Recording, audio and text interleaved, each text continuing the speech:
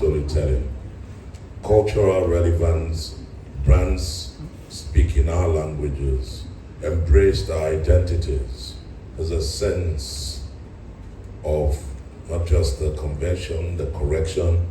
He talked about the emotional experience, connecting with identity, cultural data, AI illiterate, but culturally grounded.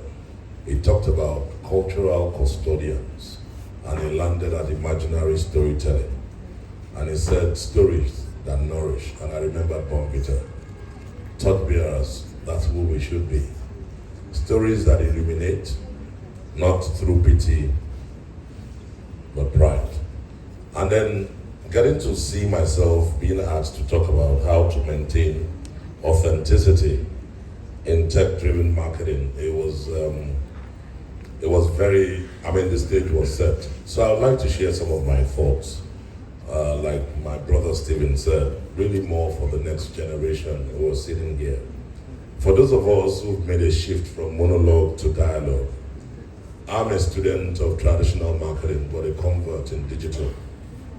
Ours was a one-way, call it a one-way street, but now it's about dialogue to data. It's not as if data wasn't important then. We did. The best things we did were centered around data. But it's really about building trust and loyalty. And it matters in a noisy world where consumers crave authenticity and relevance. They want to be heard, not just to be sold to. As I listen to everybody speak all the time, there's a missing piece, and there's a point of contact. We take on communication in every guise, but we forget that if you don't buy the product, if you don't touch it, if you don't influence, if you don't get that service done, you've not sold. There's no revenue. So you can speak all the English you want to speak. There's important that there must be a connection. So to the students, what am I saying to you? You need to understand that communication is no longer about pushing messages, but about pulling engagement through active listening. A lot of us don't listen.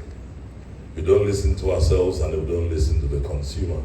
And when you don't listen, you're going to put in garbage, and you're going to get garbage. AI, DI, CI, any I you want to call it, will be garbage, because you've not been an active listener. And then the responses will be tailored. I can't dwell on storytelling because my boss has spoken about it.